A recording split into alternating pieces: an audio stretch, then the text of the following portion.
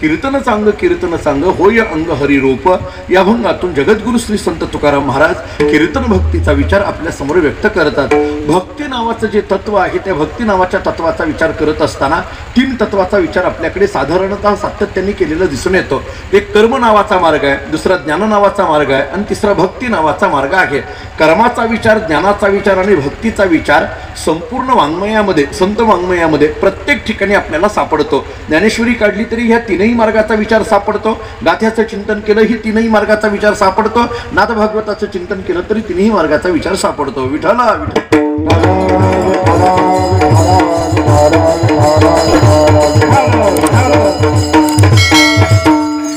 मध्ये जो कीर्तन भक्तीचा विचार केलेला आहे, कीर्तन म्हणजे काय हे कळायचं आहे, पण त्याच्याकरता भक्ती काय आहे हे कळालं पाहिजे। भक्ती काय आहे हे कळण्याकरता इतर 2 जे मार्ग आहेत त्याचाही थोडासा विचार आपल्याला करता येणं आवश्यक आहे। कर्म काय, ज्ञान काय आणि भक्ती काय हे कळाल्याशिवाय कीर्तन भक्तीचा विचार आपल्याला करता येणार नाही। कर्म नावाचा मार्ग काय सांगता येईल, ज्ञान नावाचा मार्ग काय सांगता येईल, भक्ती नावाचा मार्ग काय सांगता येईल, स्वतंत्र चिंतन आहे की भक्तीला साधन म्हणायचं का साध्य म्हणायचं हा स्वतंत्र विचार आहे, मला त्याच्यात आत्ता पडायचं नाही। पण कर्माची वाट काय आहे, ज्ञानाची वाट काय आहे आणि भक्तीची वाट काय आहे या 3 वाटेंचा विचार मात्र आपल्याला करायचा आहे। आणि साधारणतः या 3ही वाटेचा उल्लेख संत वाङ्मयामध्ये सापडतो। नव्हे संतांनी हे अनेक मार्ग आम्हाला दिलेले आहेत। निळोबरांनी या सगळ्या मार्गांचा उल्लेख केलेला आहे। मार्ग दावूनी गेले, मार्ग दावूनी गेले आधी, मार्ग दावूनी गेले आधी, मार्ग दावूनी गेले दयानिधी संत ते, दयानिधी संत ते, दयानिधी संत ते, दयानिधी संत ते, दयानिधी संत ते, दयानिधी संत ते। मार्ग दावूनी गेले आधी दयानिधी संत ते, दयानिधी संत ते, दयानिधी संत ते। मार्ग दावूनी गेले आधी दयानिधी संत ते, दयानिधी संत ते, दयानिधी संत ते। मार्ग दावूनी गेले आधी दयानिधी संत ते, येण्याची पंथे चालू जाता न पडे गुंता कोठे काही। इथला जो येण्याची पंथी हा शब्द आहे की नाही तो खूप महत्वाचा आहे। या पंथाने जर तुम्ही निघाला न पडे गुंता कोठे काही, कोठेही गुंता पडू नये अशा पंथाची आवश्यकता प्रत्येकाला असते। साधारणतः आपल्याकडे 5 पंथाचा उल्लेख आपल्याला केलेला दिसून येतो। कुपंथ आहे, विपंथ आहे, क्लिष्ट पंथ आहे, सूक्ष्म पंथ आहे आणि सुपंथ आहे। छोटी छोटी नावं सांगून पुढे जातो। नरकाला नेणारा मार्ग त्याला कुपंथ म्हटलं जातं। प्रपंचाच्या अधपतनाला घेऊन जाणारा मार्ग त्याला विपंथ म्हटलं जातं। कर्म ज्ञानाधिक मार्ग त्यांना सूक्ष्म पंथ म्हटलं जातं। योग जपतपाधिक मार्ग त्यांना क्लिष्ट पंथ असं म्हटलं जातं आणि भक्ती पंथाला सुपंथ असं म्हटलं जातं। विठ्ठला विठ्ठल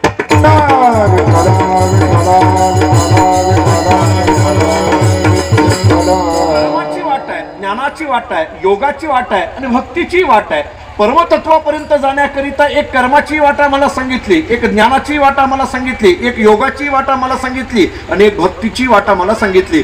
गंमत सांगू आपल्याला, साधकाच्या जीवनामध्ये प्रश्न कुठं उपस्थित येतो, हे 4 वाटा जेव्हा साधकाच्या जीवनामध्ये समोर ठेवल्या जातात तेव्हा भगवंतापर्यंत जाण्याकरिता नेमकं कोणत्या वाटेने जावं हा प्रश्न त्याच्या मनामध्ये निर्माण होतो। याचं कारण सांगू, अनेक वाटा जेव्हा उपस्थित असतात ना तेव्हा कोणत्या वाटेने जाऊ हा प्रश्न उपस्थित असतो। एकच वाट जेव्हा उपस्थित असते तेव्हा कोणत्या वाटेने जाऊ हा प्रश्न उपस्थित होत नसतो।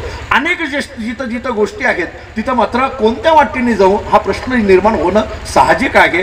कर्माची वाट, ज्ञानाची वाट, योगाची वाट, भक्तीची वाट एव्हा 4ही वाटा आम्हाला जरी तिथपर्यंत घेऊन जाणाऱ्या असल्या तरी माणसाला अपेक्षित काय असतं, याच्यातली सोपी वाट नेमकी कोणती आहे, याच्यातली चांगली वाट नेमकी कोणती आहे आणि या दोन्ही शब्दापेक्षा सांगू आपल्याला याच्यातली जवळची वाट कोणती आहे हे अपेक्षित असतं। बऱ्याचदा काही काही ठिकाणी आपण नवीन गावाला कीर्तनाला आम्ही जातो, मग ज्या गावाला कधीही आम्ही कीर्तनाला गेलेलो नाहीये अशा गावाला जेव्हा कीर्तनाला जाण्याचा प्रसंग येतो ना तेव्हा मग आम्ही पलीकडून त्या माणसाला फोनवर विचारतो का हो आम्ही अमुक अमुक चौकामध्ये आलोय, नेमकं तुमच्या गावाला यायचं असेल तर कसं यायचं। मग त्यांनी सरळ एक वाट सांगावी की नाही, तो इतका गमतीचा असतो, तो 4 वाटा आम्हाला सांगतो। महाराज इकडून येता येतं, तिकडून येता येतं, इकडून येता येतं। आम्ही म्हणतो म्हणतो नको रे बाबा, एवढ्या सगळ्या वाटा सांगू नको, याच्यातली जवळची वाट कोणती सांग आणि चांगली वाट कोणती सांग. कारण त्या गावाला आम्ही कधी गेलेलो नसतो. बरं, ज्या गावाला आम्ही गेलेलो असतो त्या गावाचा सगळा परिचय असतो अशातलाही भाग नाही. जी माणसं अलीकडल्या काळामध्ये, पूर्वीचा काळ आणि आत्ताचा काळातला थोडासा फरक सांगून जातो.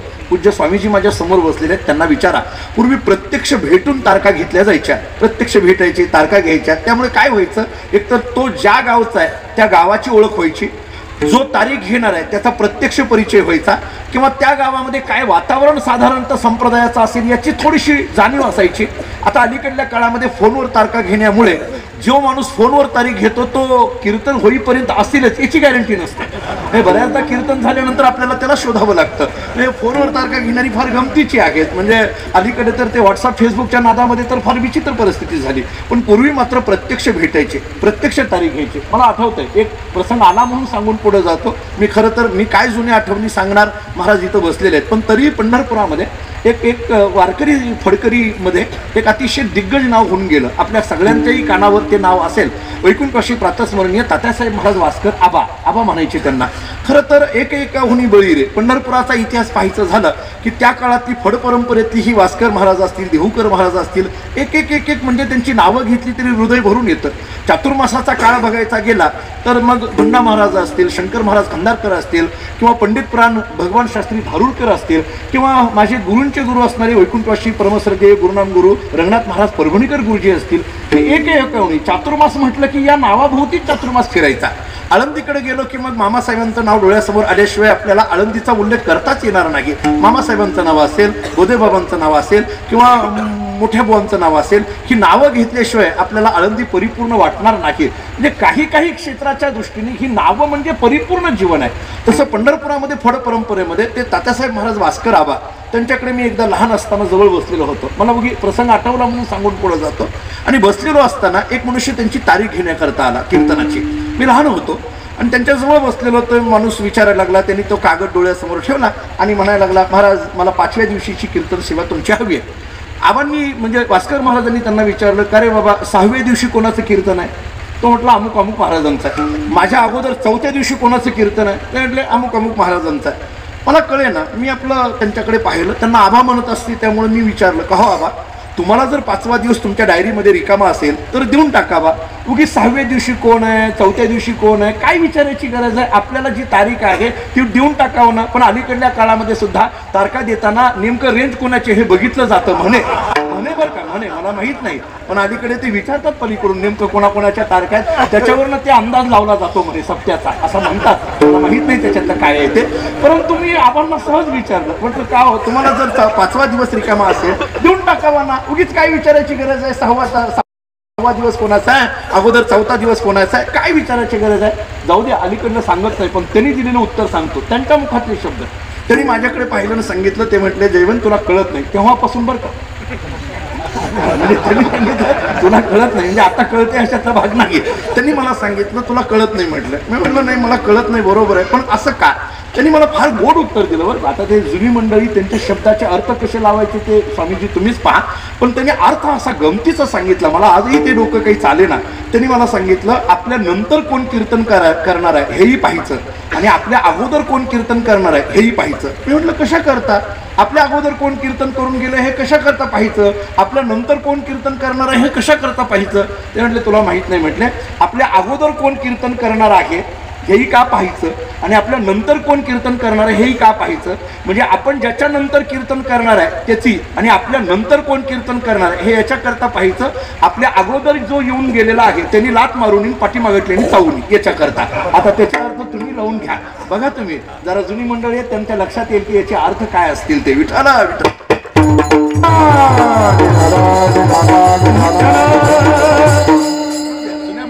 बोलणं काही वेगळ्या पद्धतीचं असायचं. मला त्याच्यात गुंतायचं नाही. प्रत्यक्ष भेटून मला एवढाच विचार मांडायचा होता की एखाद्या गावाला आम्हाला जायचं आहे, नवीन गाव असेल, अनोळखी गाव असेल, आम्हाला माहीत नाहीये, मग आम्ही त्यांना विचारतो का हो तुमच्या गावाला यायचं असेल तर नेमकं रस्ता कोणता आहे? अनेक रस्ते जर सांगितले असतील तर आमच्या मनामध्ये एकच प्रश्न येतो, अहो जवळचा रस्ता सांगा, हो जवळची वाट दाखवा. बरं जाऊ द्या, फोनवरचं सोडा, आपण रस्त्याने जाताना सुद्धा जर एखाद्या माणसाला विचारलं तर त्याला विचारलं का हो पाटोद्याला कसं जायचं आहे, त्यांनी जर 2-3 वाटा सांगितल्या तर आम्ही काय म्हणतो, त्याला जवळची वाट सांगा. आणखीन एक सांगू का, वाट सांगणारे वेगळे वाट दाखविणारे वेगळे. मी जरा आमच्या पंढरपुरातला शब्द वापरतो, वाट दाखविणारे वेगळे आणि वाट लावणारे वेगळे. तुमच्याकडे कसे मला माहीत नाही, पण वाट दाखविणारे वेगळे असतात आणि वाट लावणारे वेगळे असतात. बऱ्याचदा जे वाट दाखवितात ना ते वेगळेच असतात आणि दुसरे वेगळेच असतात. आम्ही म्हणजे अनेक उदाहरणं आपल्याला देता येण्यासारखी आहेत. परमार्थामध्ये भगवंतापर्यंत जाण्याकरिता अनेक वाटा सांगितल्या. कर्म नावाची वाट सांगितली, ज्ञान नावाची वाट सांगितली, योग नावाची वाट सांगितली, भक्ती नावाची वाट सांगितली. मग आपल्यासारख्या सामान्य साधकाच्या मनामध्ये प्रश्न निर्माण होतो, अहो याच्यातली जवळची वाट कोणती आहे नेमकी, यातली जवळची वाट कोणती आहे ही कळाली पाहिजे ना. कर्माची वाट आम्हाला जवळ आहे, ज्ञानाची वाट आम्हाला जवळ आहे, योगाची वाट आम्हाला जवळ आहे का भक्तीची वाट आम्हाला जवळ आहे. याच्याकरता आपल्याला असा प्रश्न निर्माण झाला पाहिजे, या कोणत्या वाटेच्या संबंधाने संत प्रमाण जवळ हा शब्द दाखवित आहे हे आपल्याला संत वाङ्मयामध्ये शोधावं लागेल. माझा छोटासा एक अभंग माझ्या स्मरणात आहे किंवा माझ्या डोळ्यासमोर आहे, तेवढा मी फक्त आपल्या समोर ठेवतो आणि त्याच्यातून जवळची वाट कोणती ही लागेल का निर्णय आपल्याला पाहता येण्यासारखा आहे. मी अभंग डोळ्यासमोर ठेवतो. जवळजवळ सगळ्या वारकरी मंडळींचा अभंग पाठ आहे. अभंग असा आहे, स्वल्प वाटे चला जाऊ, वाचे गाऊ विठ्ठल, तुम्ही आम्ही खेळी मिळी, गदारोळी आनंदे, ध्वजाकुंचे गरुड टके, शृंगार निके करुनिया. आता शेवटचं चरण महत्वाचं आहे, तुका म्हणे हेची नीट आणि जवळी वाट वैकुंठा. विठाला विठाला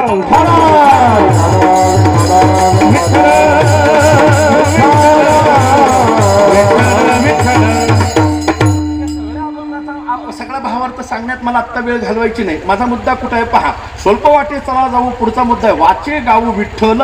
हे जे वाचे गाऊ विठ्ठल आहे की नाही यालाच भक्ती म्हटलं जातं. मग आपण जेव्हा भक्तीच्या व्याख्या करणार आहोत तेव्हा आपण पाहूच, म्हणजे भक्तीची व्याख्या करताना जाता जाता विषय आलायच म्हणून एक व्याख्या सांगून जातो. एकनाथ महाराजांनी भागवतामध्ये केलेलं चिंतन पहा. अहर्निशी माझी कथा, अहर्निशी माझी वार्ता, अहर्निशी मागते ध्याता, भक्ती नामती तत्वता.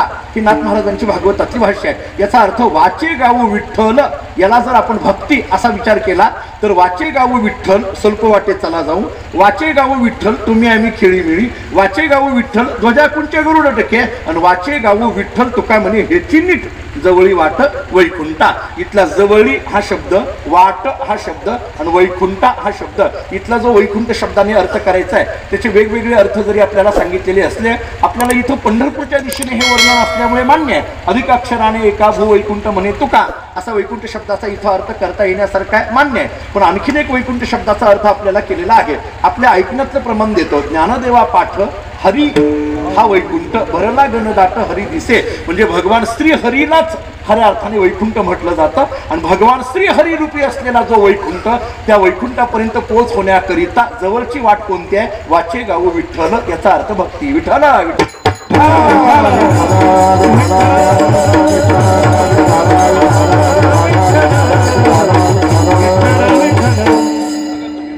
मला तीन मुद्दे मांडायचे. एक, जवळची असावी.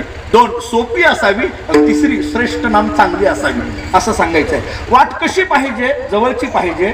वाट कशी पाहिजे, चांगली पाहिजे. वाट कशी पाहिजे, सोपी पाहिजे. आता जवळची करता आम्हाला कळालं, कर्माची वाट जवळ आहे, ज्ञानाची वाट जवळ आहे, योगाची वाट जवळ आहे का भक्तीची वाट जवळ आहे. तर या चारही शब्दांकरिता, वाटेकरिता जवळ हा शब्द संत वाङ्मयामध्ये केवळ आणि केवळ भक्तीच्या संबंधाने आलेला आहे. कर्माच्या संबंधाने जवळ शब्द आलेला नाहीये, ज्ञानाच्या संबंधाने जवळ शब्द आलेला नाहीये, योगाच्या संबंधाने जवळ शब्द आलेला नाहीये, भक्तीच्या संबंधाने जवळ शब्द आला. म्हणून कर्म, ज्ञान, योग आणि भक्ती याच्यातली जवळची वाट कोणती ठरली, भक्ती. इथपर्यंत पोहोचलो. चला आता दुसरा मुद्दा घेऊ. सोपं पाहिजे. अहो फक्त जवळ असं नाही जमत, सोपं पाहिजे. आम्हाला रस्ता जवळचा पाहिजे पण सोपा पाहिजे. बरं, उगी अवघड नको, म्हणजे जरा सोपा पाहिजे. उगी वेगवेगळे खड्डे बिड्डे असलेले नको, जरा सोपा पाहिजे, असा पाहिजे ना, मग ठीक आहे. या सोपा हा शब्द या चारही वाटेच्या दृष्टीने कुठल्या संबंधाने आलाय पहा. मी तुमच्या ऐकण्यातला एक अभंग सांगून पुढे जातो. सोपे वर्मा आम्हा सांगितले संती, टाळ हाती दिल्ली घेऊन नाचा. समजा हे फार आपल्याला नाही भावलं तर दुसरं प्रमाण देतो. नामसंकीर्तन साधन पै सोपे, इथं सांगितलं. पुढचं काय परिणाम असेल ते सोडा, जळतील पापे जन्मांतरीचे ते सोडा. पण नामसंकीर्तन साधन पै सोपे, इथला जो सोपे शब्द आला का नाही तो नामस्मरणाच्या संबंधाने आलेला आहे. म्हणजे वाचे गाऊ विठ्ठल हे जवळच आहे आणि वाचे गाऊ विठ्ठल हे सोपं आहे. विठ्ठला विठ्ठल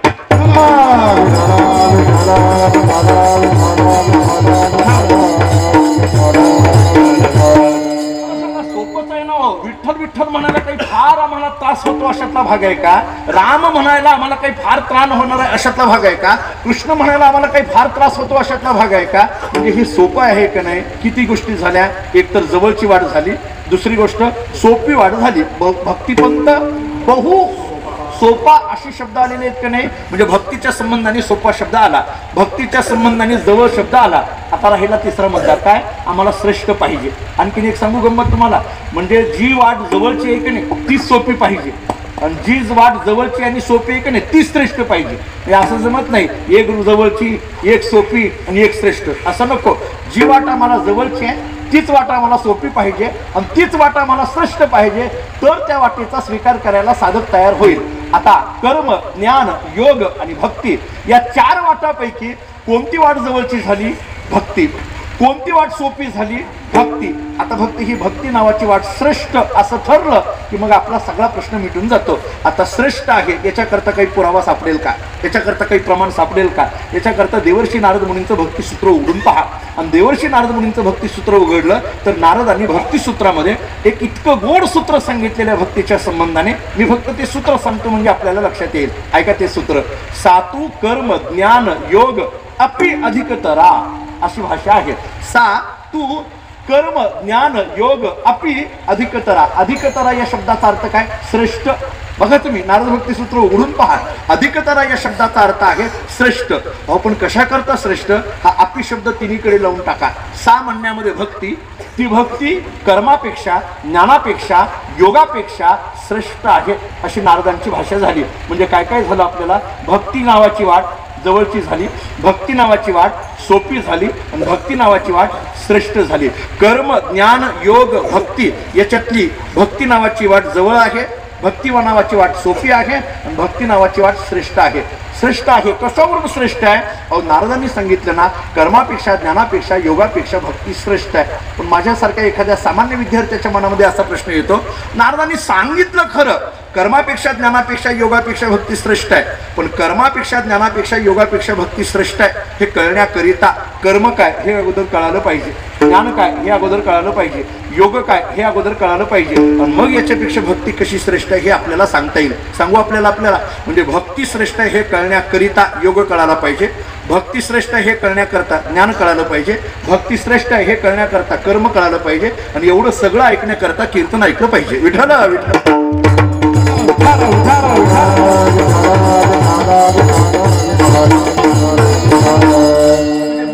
आपल्याला लक्षात येईल. मला पुढे मांडायचं आहे काय हेही मी आपल्या समोर मांडलं. मला या अभंगातून कीर्तन भक्तीचा विचार मांडायचा आहे, पण कीर्तन भक्ती कळण्याकरता भक्ती नेमकी कशी आहे ह्याची प्रस्तावना मी आपल्याला समोर मांडतोय. आणि ती करत असताना आपण एका मुद्द्यावर येऊन थांबलो. आता कर्मापेक्षा ज्ञानापेक्षा योगापेक्षा भक्ती श्रेष्ठ आहे. आपण ते कळण्याकरता कर्मापेक्षा भक्ती श्रेष्ठ कळण्याकरता कर्म कळालं पाहिजे का नको? सांगू आपल्याला एखादी गोष्ट त्याच्यापेक्षा हे चांगलं आहे हे कळण्याकरिता ते कसं आहे हे अगोदर कळालं पाहिजे.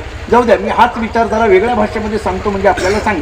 साहित्यामध्ये आपल्याकडे खंडन मंडन नावाचा प्रकार आहे. म्हणजे काय? एखाद्या गोष्टीचं खंडन करायचं असेल तर अगोदर त्याचं मंडन करता आलं पाहिजे. एखादी गोष्ट नको म्हणायची असेल तर ती अगोदर मिळाली पाहिजे. बरोबर आहे की नाही? मी दुसरं प्रमाण देतो तुमच्या ऐकण्यातलं. नको ब्रह्मज्ञान आत्मस्थिती भाव मी भक्त तू देव ऐसे करी आहे की नाही तुकोबारांची भाषा? आता ऐका नीट. नको ब्रह्मज्ञान आत्मस्थिती भाव मी भक्त तू देव ऐसे करी हे बोलणं कुणाचं आहे? तुकोबारांचं. जरा पुढे आणखीन बोलू. हे कुणी बोलावं? हा मला हे पाहिजे होतं. हे कुणी बोलावं? तुकाराम महाराजांनीच बोलावं. नको ब्रह्मज्ञान हे तुकाराम महाराजांनी म्हणावं. आमच्यासारख्यांनी जर म्हणायला सुरुवात केली नको ब्रह्मज्ञान, आमचे गुरुजी म्हणायचे ब्रह्म नीट म्हणायला शिकायचे, मग ते ब्रह्मज्ञान नको का काय अमुक तमुक सगळं पुढे बघू. हा जो नको शब्द सांगितला आपल्याकडे तत्वज्ञानाने अनेकदा चिंतन केलेलं आहे. प्रसक्त प्रतिषेध आणि अप्रसक्त प्रतिषेध म्हणजे प्राप्तिपूर्वक निषेध आणि अप्राप्तिपूर्वक निषेध. वस्तू मिळावी आणि मग नको म्हणावी. वस्तूच मिळाली नाही तर नको म्हणण्यात काही अर्थ आहे का? जेवायला बसल्यानंतर आपण एखाद्याला म्हणायला लागलो तुम्ही जेवायला बसलाय रामराव जेवा, मला नको मला नको. त्यांनी सांगितलं तुला हेच म्हटलं नाही तर नको का म्हणायला लागलाय? तुझ्या नको म्हणण्याला किंमत कधी जर मी तुला आग्रहपूर्वक म्हणत असेल की बाबा जेवायला ये तर तू नको म्हणावं. अहो मला सांगा, मला आता अलीकडे काही लोक म्हणतात, माफी मागून बोलतो बरं का, काही लोक म्हणतात आम्ही घेत नाही. तुम्हाला कोणी देतच नाही तर घ्यायचं म्हणण्याचा अर्थ नाही. अगोदर कोणीतरी तुम्हाला द्यावं आणि मग नको म्हणावं. विठ्ठला विठ्ठला विठ्ठला विठ्ठला माझा मुद्दा मला विषयांतर करायचं नाहीये. माझा मुद्दा एवढाच आहे, कर्मापेक्षा भक्ती श्रेष्ठ आहे सांगायची असेल तर कर्म कळालं पाहिजे, एवढंच मला बोलायचं आहे. ज्ञानापेक्षा भक्ती श्रेष्ठ आहे सांगायची असेल तर ज्ञान कळालं पाहिजे, आणि योगापेक्षा भक्ती श्रेष्ठ आहे सांगायची असेल तर योग कळाला पाहिजे. मग तुम्ही काय तुलना करायची ते करा. आता कर्मापेक्षा भक्ती श्रेष्ठ, मी थोडा कर्माचा विचार सांगून पुढे जातो, सगळा विस्तार करण्यात वेळ घालवत नाही. पण कर्माच्या काही भूमिका आपल्याला ज्ञानेश्वरीनेच मांडलेल्या आपल्या समोर आहेत, फार गोड भूमिका मांडलेल्या आहेत. 3रा अध्याय वाचला की कर्माच्या भूमिका कळतात. समजा नाही आपल्याला तेवढी वेळ मिळाली तर एक काम करावं, वैकुंठवासी प्रातस्मरणीय गुरुवर्य मामासाहेबांनी केलेली जी प्रस्तावना आहे ज्ञानेश्वरीची, आपली जी संस्थेची प्रत आहे त्याच्यात जी मामासाहेबांनी ज्ञानेश्वरीची प्रस्तावना लिहिली त्याच्यामध्ये ज्ञानेश्वरीतील कर्मयोग नावाचा एक घटक लिहिलेला आहे. म्हणजे सगळे विभागात ज्ञानेश्वरीतील ज्ञानयोग, ज्ञानेश्वरीतील भक्तियोग, ज्ञानेश्वरीतील कर्मयोग असे 3ही मुद्दे मामासाहेबांनी मांडलेले आहेत. ज्ञानेश्वरीतील कर्मयोग एवढं एक कमीत कमी माझ्या माहितीप्रमाणे एक काहीतरी 400-500 शब्दाचा तो टॉपिक आहे. तेवढा जरी वाचला तरी अख्खा कर्मशास्त्र काय हे कळून जाईल. विठाला विठाला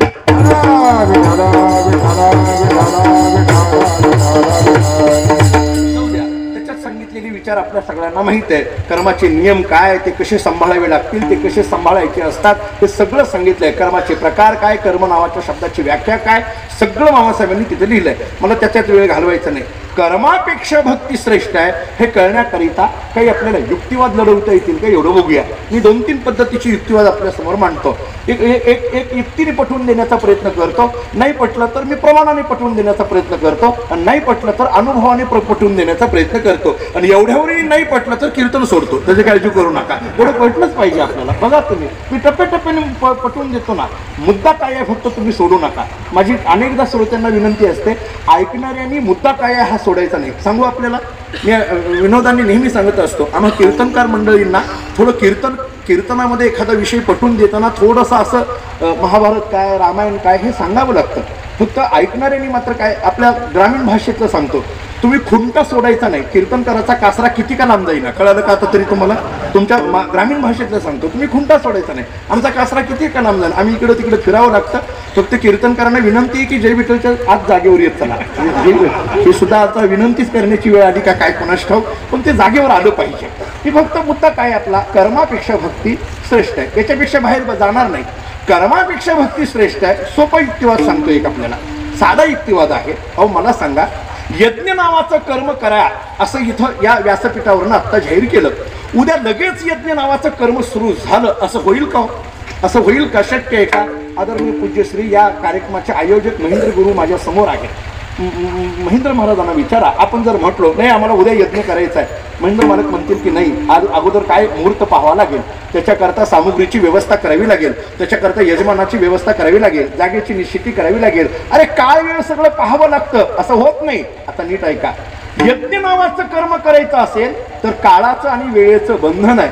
आता मी दुसरं विचारतो, नामस्मरण करायचं असेल तर काळाचं आणि वेळेचं बंधन आहे का? ज्ञानोबांच्या हरिपाठाची काळ वेळ नाम उच्चारिता नाही, दोन्ही पक्ष पायी उतरती, दोन्ही पक्ष पायी उतरती.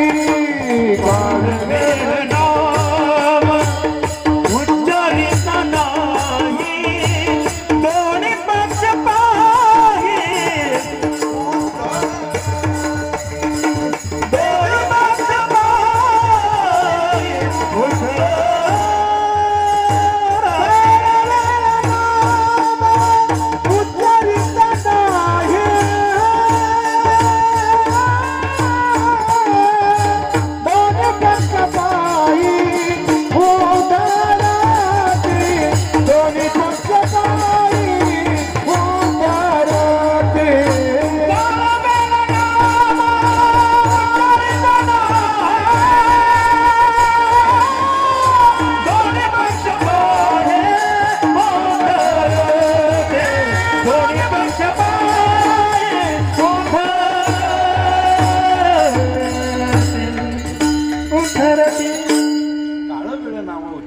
नाही, दोन्ही पक्ष पाही उद्धरती. ज्ञानोबांची भाषा कशी आहे पहा.